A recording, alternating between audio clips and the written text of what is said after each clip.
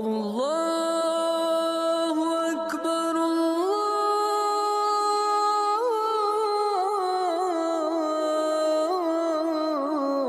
الله أكبر لا إله إلا الله. الحمد لله رب العالمين خالقنا ورازقنا وموفقنا للصراط المستقيم، وصلى الله وسلم وبارك على سيدنا وحبيبنا محمد الهادي بإذنه إلى صراط المستقيم، السراج المنير، البشير النذير، صلى الله وسلم وبارك عليه وعلى آله وأصحابه الطيبين الطاهرين. وأشهد أن لا إله إلا الله وحده لا شريك له، جعل العبادة مفتاحا لتحقيق العبودية. وأشهد أن سيدنا وحبيبنا محمدا عبده ورسوله وصفيه من خلقه وخليله، أشرف عابد وخير عبد حقق العبودية لربه سبحانه وتعالى، فدعاه الله بالتفريد بعبده، فقال سبحان الذي أسرى بعبده، وقال فأوحى إلى عبده ما أوحى. أما بعد إخواني وأخواتي في الله، فأوصيكم ونفس المذنبة بتقوى الله، تقوى الله التي تحقيقها لا إله إلا الله، وتقوى الله التي حقيقتها معرفة أن لا إله إلا الله، وتقوى الله التي شريعتها معرفة حرمة وقدر أهل لا إله إلا الله، تقوى الله التي ظاهرها الإكثار من ذكر لا إله إلا الله، والتي باطنها معرفة حقيقة لا إله إلا الله.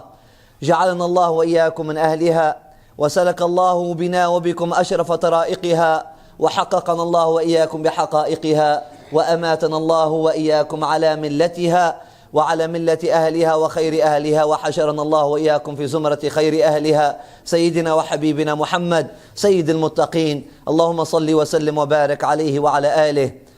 الحمد لله، يقبل علينا وعليكم شهر عظيم، شهر كريم، شهر مبارك كما سماه الرؤوف الرحيم عليه الصلاة والسلام، شهر تغفر فيه الذنوب وتستر فيه العيوب، وتفتح فيه أبواب الجنان وتوصد فيه أبواب النيران، شهر تهب فيه نسائم القبول على العباد، فيتشوقون ويتوقون وينشطون في عبادة ربهم سبحانه وتعالى، رجاء فيما أعد لعباده المحسنين، وتحررا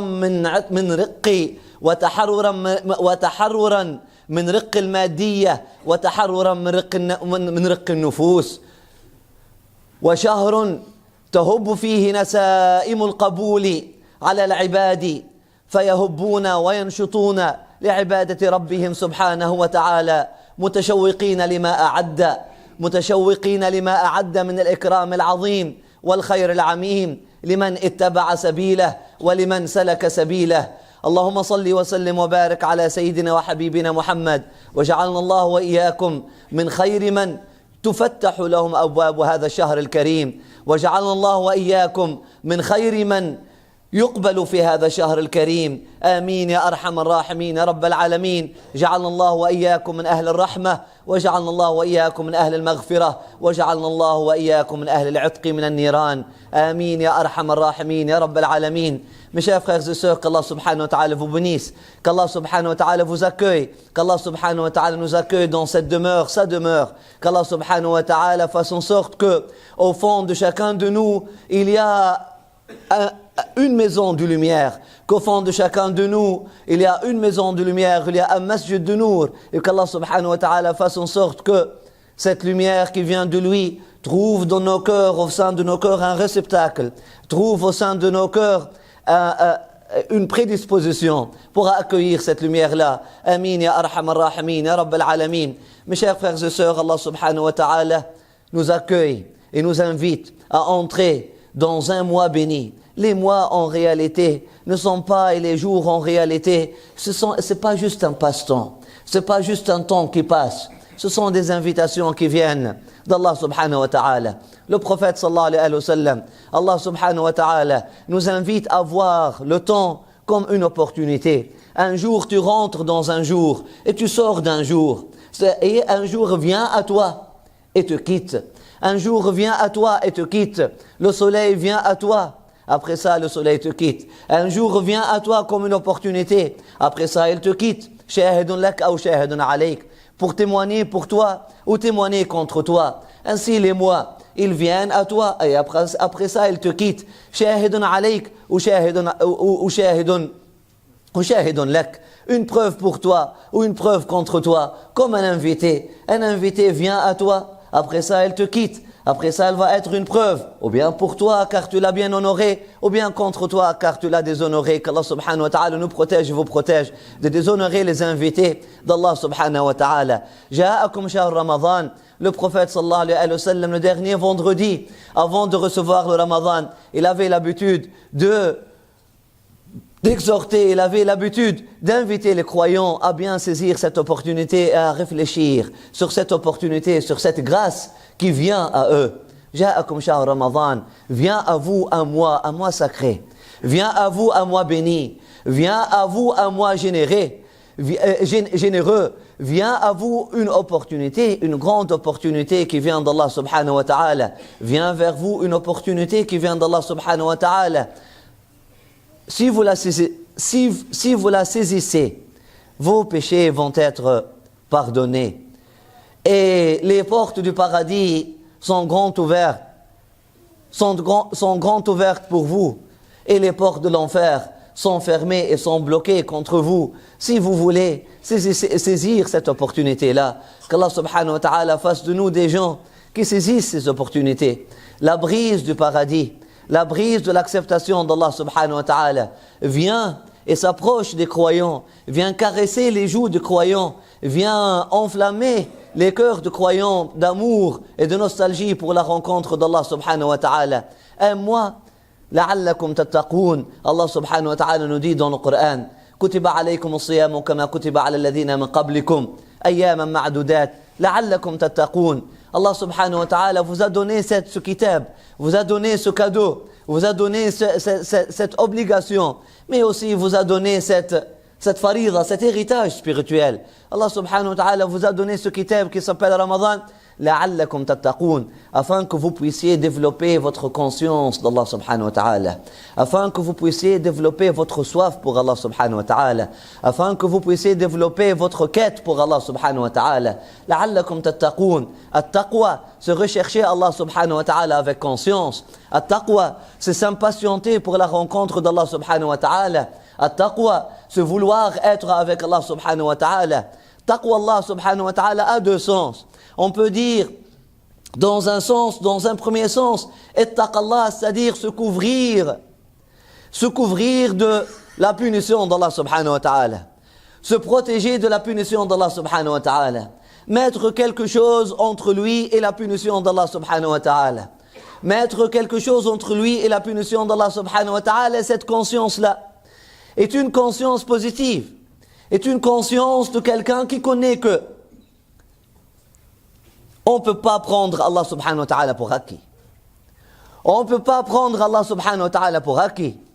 Ce n'est pas parce que nous sommes des musulmans par exemple, et que nous sommes rentrés dans ce club d'islam par exemple, et que nous avons cette identité d'islam par exemple, que le paradis pour nous est devenu garanti.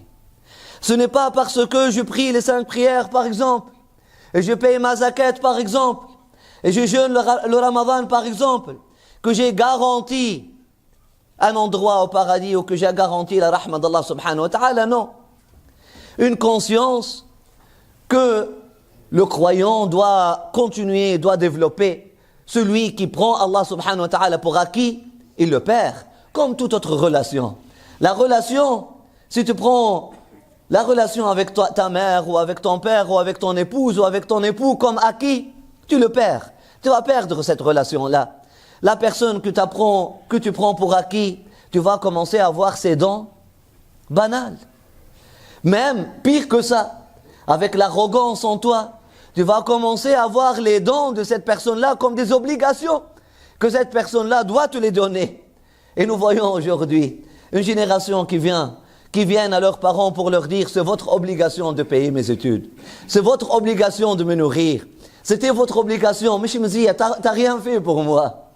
Et nous avons aujourd'hui une génération des époux qui ne sont pas comme Sayyidina Omar al-Khattab, et qui dit qu'elle a cuisiné, elle n'a pas été obligée de le faire. Elle a nettoyé ta maison, elle n'a pas été obligée de le faire. Et puis elle t'a donné ci et ci, elle n'a pas été obligée de le faire. Nous avons une génération d'époux aujourd'hui, de maris, qui viennent à leurs épouses à chaque jour, avant de donner quoi que ce soit, avant de donner de leur amour, avant de donner de leur patience, avant de donner de leur être, ils viennent. Ce ton devoir et ce mon droit contre toi. Et nous avons une génération d'épouses aussi qui veulent chercher le bonheur conjugal à travers le langage de fer, le langage de bois, de droit, ce mon devoir et ce ton droit, et ce mon droit et ce ton devoir, etc. Nous avons une génération aujourd'hui qui viennent à l'imam de leur mosquée, notre droit envers toi c'est de faire ceci. Et nous avons une génération d'imams de mosquée qui vont vers leurs frères et sœurs. Notre droit envers vous c'est comme ça. Et ça devient de l'arrogance. Ça devient de l'arrogance. Pourquoi? Lorsque je prends l'autre pour acquis. Lorsque je prends l'autre pour acquis, je commence à voir ses dons et sa générosité comme quelque chose de banal. Au lieu de dire Alhamdulillah, au lieu de dire Shukrullah, au lieu d'apprécier qu'est-ce que l'autre fait pour moi, je vais devenir arrogant. Mais c'est ton obligation, tu n'as même pas fait. Hein? Qu'est-ce que tu devais faire? Mes chers frères et sœurs, la mauvaise nouvelle, que cette attitude-là, si on la cultive avec la création d'Allah subhanahu wa ta'ala, on va finir par l'avoir avec Allah subhanahu wa ta'ala. Et lui-même. Et nous avons effectivement une génération qui parle de ses droits et qui s'impatiente et qui pense que c'est un devoir d'Allah subhanahu wa ta'ala de nous donner la paix. C'est un devoir d'Allah subhanahu wa ta'ala de cesser la guerre. C'est un devoir d'Allah subhanahu wa ta'ala de nous donner ceci et cela. Wa la hawla wa la quwwata illa billah al-ali al-azim. La'allakum tattaqoun. Oui, au début, la cultivation de la conscience que il faut se protéger de la punition d'Allah subhanahu wa ta'ala. Il faut faire attention. Il faut se protéger de la perte de l'amour d'Allah subhanahu wa ta'ala. Bien que Allah subhanahu wa ta'ala nous aime, bien que Allah subhanahu wa ta'ala nous aime beaucoup, bien que Allah subhanahu wa ta'ala a cette capacité illimitée et de nous aimer inconditionnellement, nous devons cultiver la conscience de l'amoureux. Le vrai amoureux, il est toujours conscient, il ne veut pas perdre l'amour de son bien-aimé. لعلكم تتقون, donc اتق النار ولو بشق تمرة, comme le dit le prophète sallallahu alayhi wa sallam. Dans ce sens-là, protège-toi de l'enfer, ne serait-ce qu'à travers une date ou moitié de date, ou ne serait-ce à travers couper une date en deux et la partager avec ton voisin. اتق الله ولو بشق تمرة. Cherche à te protéger, ou اتق النار, cherche à te protéger de l'enfer. C'est quoi l'enfer? C'est la séparation d'Allah subhanahu wa ta'ala, c'est l'éloignement d'Allah subhanahu wa ta'ala, c'est le cœur de l'enfer.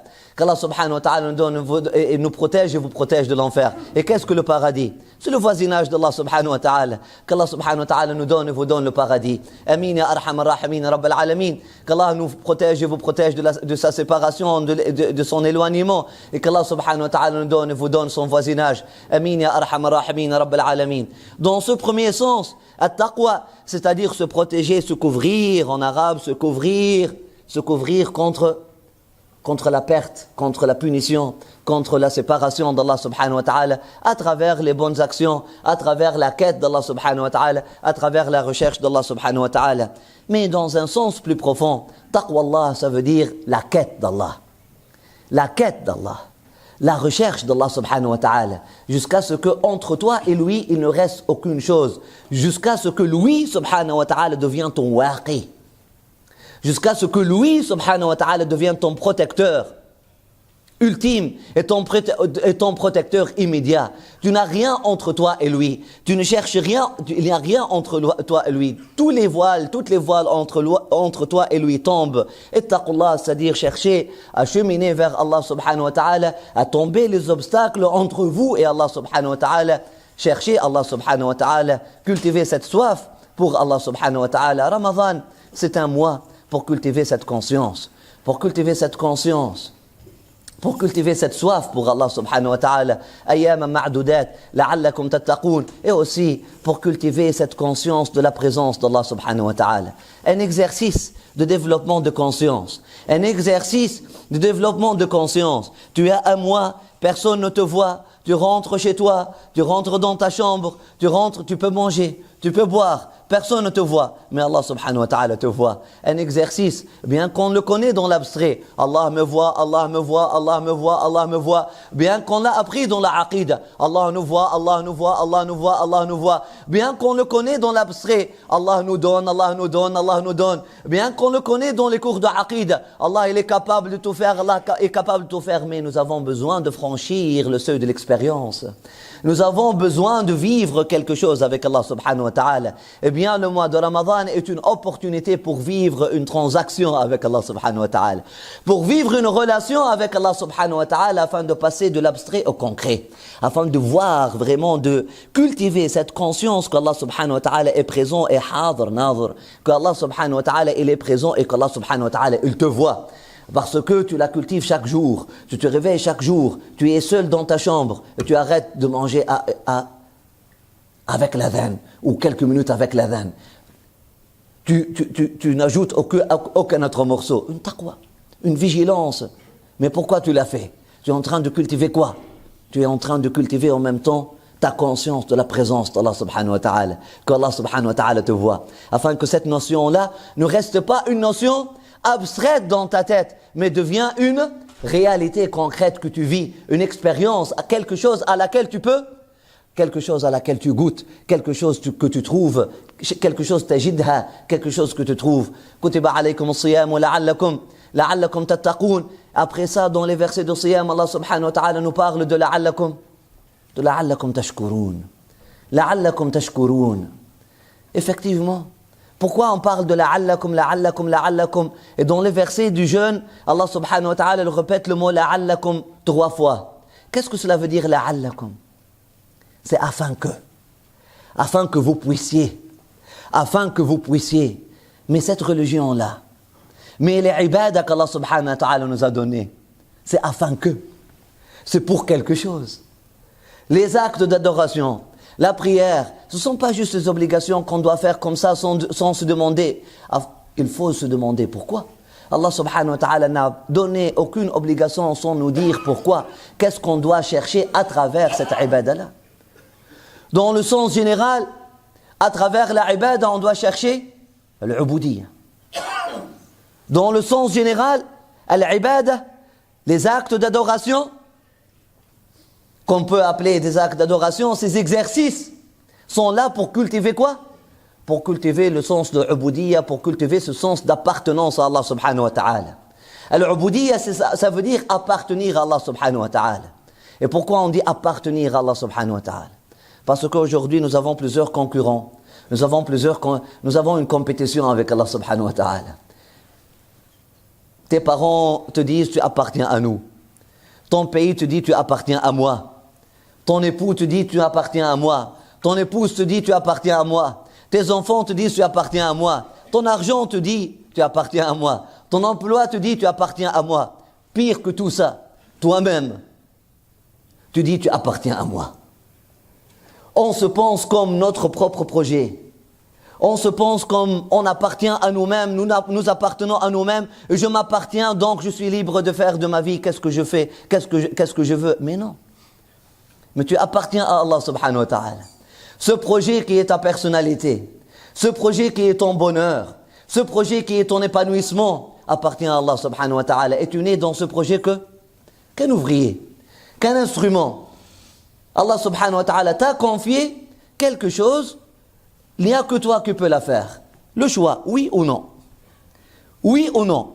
Oui, je veux être heureux et déclencher ce processus de bonheur, ou non, je veux rester malheureux. Car je pense que je suis déjà heureux, je suis déjà content, loin d'Allah subhanahu wa ta'ala. Qu'Allah subhanahu wa ta'ala nous protège et vous protège de cette conscience-là. Amin ya arham ar-rahimin ya rabbal alamin. Donc, lorsqu'on dit la'allakum, la'allakum, la'allakum, c'est pour cultiver Allah subhanahu wa ta'ala. Lorsqu'il nous donne le col de Ramadan, il a dit 3 la'allakum tattaqoun, la'allakum tashkurun wa la'allahum yarshudun. لعلكم تتقون لعلكم تشكرون ولعلهم يرشدون, afin que vous puissiez cultiver la conscience d'Allah subhanahu wa ta'ala, et afin que vous puissiez cultiver la gratitude, et afin que vous puissiez cultiver la maturité spirituelle. Voilà une école. Voilà qu'est-ce qu'on doit chercher dans cette école-là. Comme Allah subhanahu wa ta'ala, à travers le wudu, à travers le salat, il nous a dit ما يريد الله ليجعل عليكم في الدين من حرج ولكن يريد ليتم نعمته عليكم ولعلكم تشكرون ولعلكم تشكرون. qu'Allah subhanahu wa ta'ala nous donne et vous donne le tawfiq. آمين يا أرحم الراحمين رب العالمين. أقول قولي هذا واستغفر الله لي ولكم فاستغفروه إنه هو الغفور الرحيم. قل هو الله أحد الله الصمد.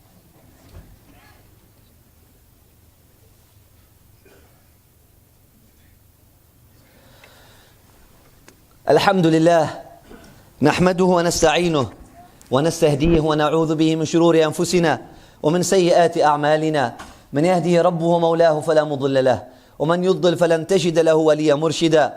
اللهم يا أرحم الراحمين نسألك بركة هذه البشارة وهذه النذارة في آن واحد وبركة من جاء بها. اهدنا في من هديت وعافنا في من عافيت وتولنا في من توليت وبارك لنا فيما أعطيت. بارك لنا في هذه الصلاة وبارك لنا في الصوم وبارك لنا في هذا الدين وبارك لنا في رمضان وبارك لنا في هذه الخطبة وبارك لنا في العلم وبارك لنا في التعليم وبارك لنا في الجمعة وبارك لنا في الجماعة وبارك لنا في هذه الساعة وبارك لنا في كل مؤمن وبارك لنا في كل مؤمنة. بارك لنا في الأولاد وبارك لنا في الوالدين وبارك لنا في الأخوات وبارك لنا في الإخوان. اللهم بارك فينا وبارك علينا واجعلنا مباركين أينما كنا. وصلي وسلم وبارك على خير مبارك سيدنا محمد وعلى آله وأصحابه الطيبين الطاهرين. آمين يا أرحم الراحمين آمين يا أرحم الراحمين آمين يا أرحم الراحمين يا رب العالمين. وصلى الله على سيدنا محمد وعلى آله وأصحابه الطيبين الطاهرين. Mes chers frères et sœurs, dans ce rappel de taqwa, dans ce rappel de prise de conscience, et la Jumu'ah n'a été forgée, et n'a été initiée, et n'a été annoncée, et n'a été commencée, et n'a été donnée comme cadeau d'Allah subhanahu wa ta'ala à cette ummah qu'afin qu'elle devienne un rappel à l'ordre et un exercice aussi, une invitation à cet exercice de développement de conscience d'Allah subhanahu wa ta'ala. إنما جعلت الجمعة لجمع الهمم على الله لا لجمع الهامات في بيوت الله. إنما جعلت الجمعات لجمع الهمم على الله لا لجمع الهام. إلى جمع الهمم إلى جمع الهام. Ton corps s'appelle hama. Et le pluriel de hama c'est ham ou hamat. Et parce que un des compagnons de Pharaon avait une hama qui était très grande, Allah subhanahu wa ta'ala l'a appelé Haman. Le corps. Et au fond de toi, il y a quelque chose qui s'appelle himma, qui s'appelle détermination, qui s'appelle volonté, qui s'appelle aspiration, qui s'appelle soif spirituelle, qui s'appelle amour pour Allah subhanahu wa ta'ala, qui s'appelle impatience pour rencontrer Allah subhanahu wa ta'ala, qui s'appelle courage, qui s'appelle détermination au fond de toi. Et tu es un homme, tu es un humain, non pas grâce à ta hama, mais c'est grâce à ta himma. Tu es un rajul, tu es un homme ou une femme de Dieu, un homme de Dieu ou une femme de Dieu. Tu es un homme, tu es un humain, grâce à ta himma, grâce à ton cœur, pas grâce à ton corps. Parce que si le corps puisse ajouter quelque chose, Haman avait le corps le plus développé, mais il avait la personnalité la moins développée. Il s'est laissé avaler par un autre être humain. Il s'est prosterné pour Pharaon. Alors qu'il était beaucoup plus petit de taille que lui, subhanallah. C'est ajib. Il s'est laissé influencer par un autre être humain et a donné la possibilité et la permission à notre être humain de le couper de soi-même et de le couper d'Allah subhanahu wa ta'ala du chemin du bonheur. La Jumu'ah, elle est là. Qu'est-ce que ça veut dire Jumu'ah? Ça veut dire rassemblement. Ils disent la Jumu'ah est un rassemblement des cœurs et non pas un rassemblement des corps. La Jumu'ah a été donnée par Allah subhanahu wa ta'ala pour rassembler les cœurs. Qu'est-ce que ça veut dire rassembler les cœurs? Ou encore rassembler l'énergie au fond de chaque cœur. Rassembler cette énergie de détermination afin que tu puisses, Allahumma inni as'aluka thabata fil amr wal azimata ala rushd, afin que tu puisses sortir de la mosquée après la Jumu'ah avec un cœur déterminé, de chercher ton bonheur, de ne pas laisser les opportunités d'Allah subhanahu wa ta'ala passer comme ça, insaisies par toi. Afin que tu puisses déterminer, afin que tu puisses cultiver cette détermination. Ya Allah, tu m'as invité à ta maison, je ne sortirai de ta maison que comblé, accompli, cheminant vers toi. Je ne laisserai aucune chose me séparer de toi. جعلت الجمعة لجمع الهمم على الله. Afin que le cœur soit rassemblé chez Allah subhanahu wa ta'ala, non pas afin que les corps soient rassemblés. Ainsi que Ramadan. Ramadan est venu pour être une école pour les cœurs, afin que les cœurs puissent trouver un certain goût, puissent goûter à quelque chose de nouveau dans leur relation avec Allah subhanahu wa ta'ala. Pourquoi Allah subhanahu wa ta'ala nous a donné les ibadah? Plusieurs sortes de ibadah. Allah subhanahu wa ta'ala aurait pu faire les choses plus simples que ça. Beaucoup plus simples que ça. Nous donner une seule ibadah. Pourquoi jeûne, salat, hajj, zakat, une seule ibadah? Point à la ligne. Une mantra ou quelque chose comme ça, une formule qu'on répète chaque jour, khalas, rien d'autre. Une seule ibadah. Et Allah subhanahu wa ta'ala nous a donné plusieurs ibadah. Pourquoi? Les fuqaha, ceux qui ont compris que la ibadah est loin d'être un fardeau, est loin d'être une obligation, est loin d'être qu'une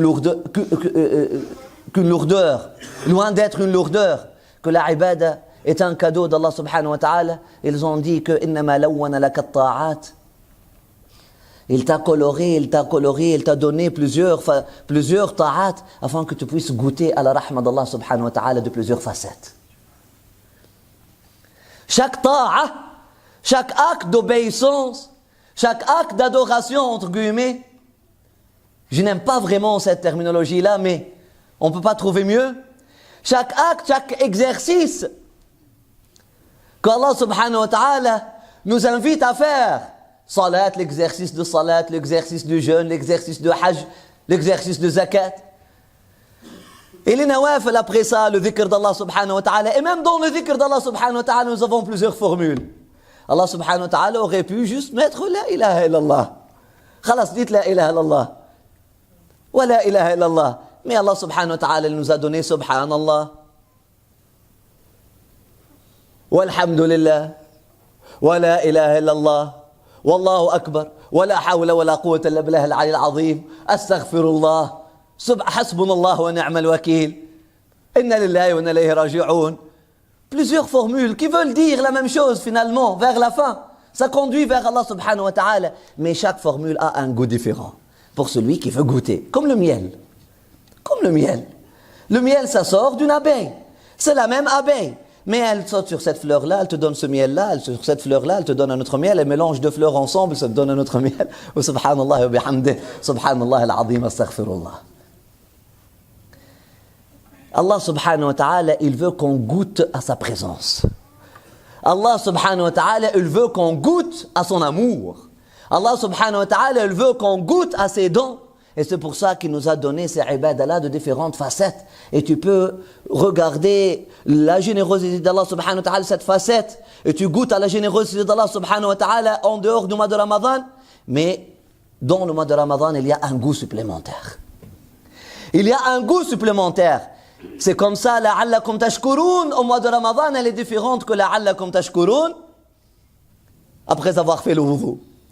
Mais parce que même après avoir fait le wudu, tu es censé trouver un sens d'accomplissement et d'épanouissement spirituel et de gratitude et de reconnaissance. C'est pour ça Allah subhanahu wa ta'ala, vers la fin des ayats, des versets de wudu, il vous dit ما يريد الله ليجعل عليكم في الدين من حرج ولكن يريد ليطهركم ويتم نعمته عليكم ولعلكم تشكرون. Même après avoir fait l'exercice de wudu, tu es censé goûter à quelque chose, à à un bienfait, à une ni'ma qui te rend reconnaissant envers Allah subhanahu wa ta'ala. Mais dans le Ramadan, il y a un supplément, il y a un autre shukr que tu dois chercher, une gratitude que tu dois chercher. Ils ont dit la moindre des choses, Imam Al-Ghazali, il a dit la moindre des choses, tu cultives la soif et la faim matérielle, durant la journée, afin que lorsque tu goûtes à l'eau vers la fin de la journée, tu puisses dire pour du vrai. Parce que lorsque tu bois de l'eau assoiffée, c'est pas comme tu bois de l'eau avant même d'être assoiffé. Aujourd'hui, on se précipite. Dès qu'on sent un peu de soif, on boit de l'eau. Et on boit beaucoup d'eau. Qui sent la soif aujourd'hui? Mais lorsque tu es assoiffé et tu bois de l'eau après avoir été vraiment assoiffé, là, alhamdoulilah, va sortir de chaque cellule. وَلَعَلَّكُمْ تَشْكُرُونَ, ils ont dit la moindre des choses afin que vous puissiez dire alhamdoulilah pour du vrai, après avoir cultivé la soif et la faim. Et là, vous n'allez pas prendre cette ni'ma-là pour acquise et vous n'allez pas la voir comme banale.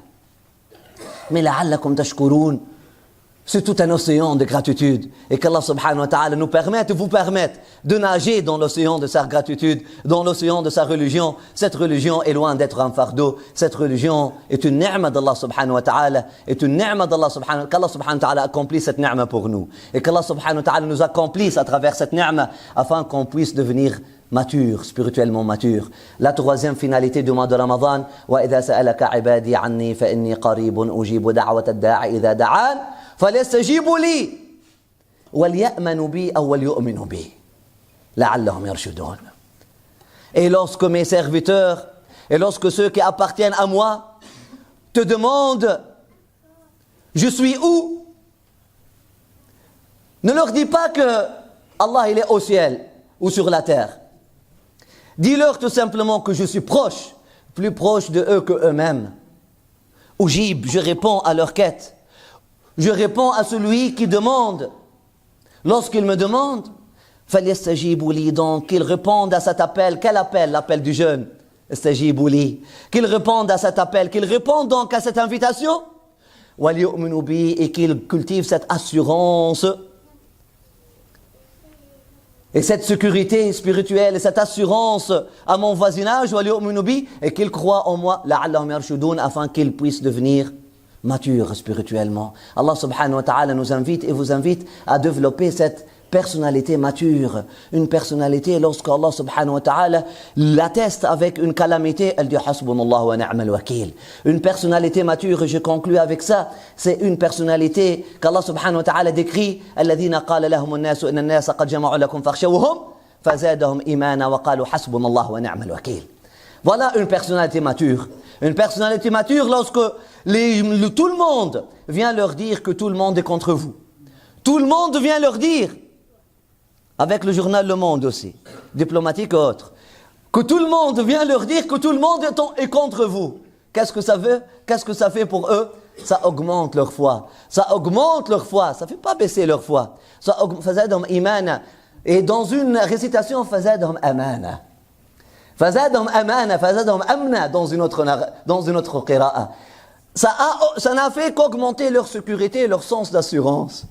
La menace globale, ça n'a fait qu'augmenter leur assurance par Allah subhanahu wa ta'ala. Wa qalu hasbunallahu wa ni'mal wakil. Allah nous suffit et Allah est notre allié. Et quel allié? Et quel allié? Cette phrase-là, mes chers frères et sœurs, ne sort pas d'une bouche comme ça. Et ce n'est pas une formule robotique qu'on peut répéter comme ça, mais c'est un état d'esprit. Cet état d'esprit traduit quoi? Traduit une maturité spirituelle. C'est à cette maturité spirituelle qu'Allah subhanahu wa ta'ala nous invite à travers cet exercice de dua et cet exercice, ce travaux pratiques, afin que la religion ne reste pas une pure théorie. Qu'Allah subhanahu wa ta'ala nous vous donne le tawfiq. Amin, arhamar rahimin, rabbil alamin. Notre Seigneur, tu nous as rassemblés dans ta maison. Dans ta maison, ya arhamar rahimin, rabbil alamin, que tu as bâti avec le nom de An-Nour. Ya arhamar rahimin, rabbil alamin. Fais de nous et de nos frères et de nos sœurs, rijal natulihim tijaratun la bayn an dhikrillah. Fais de nous et de nos frères et sœurs des piliers de cette maison-là, ya arhamar rahimin, rabbil alamin. Des hommes et des femmes qui ne se laissent pas distraire par le commerce, ni par les choses matérielles. Ya arhamar rahimin, rabbil alamin. Fais de nous et de nos frères et sœurs, de nos enfants ainsi que de nos aînés. Fais de nous tous, Ya Arhamar Rahimin Rabbil Alamin, des piliers de cette maison-là et des piliers de la conscience humaine. Ya Ni'mal Mawla Ni'mal Nasir, sallallahu ala sayyidina Muhammadin wa ala alihi. Inna Allah ya'muru bil 'adli wal ihsan. Inna Allah wa malaikatahu yusalluna 'ala an-nabi. Ya ayyuhalladhina amanu صلوا عليه وسلموا تسليما. اللهم صل على سيدنا محمد وعلى آل سيدنا محمد كما صليت على سيدنا إبراهيم وعلى آل سيدنا إبراهيم وبارك على سيدنا محمد وعلى آل سيدنا محمد كما باركت على سيدنا إبراهيم وعلى آل سيدنا إبراهيم في العالمين إنك حميد مجيد. إن الله يأمر بالعدل والإحسان وإيتاء ذي القربى وينهى عن الفحشاء والمنكر والبغي يعظكم لعلكم تذكرون. اذكروا الله يذكركم، لا إله إلا الله، واشكروه على نعمه يزدكم، الحمد لله، ولذكر الله تعالى أجل وأتم وأكبر. سبحان الله والحمد لله ولا إله إلا الله والله أكبر. وأقم الصلاة ولا حول ولا قوة إلا بالله العلي العظيم. الله أكبر.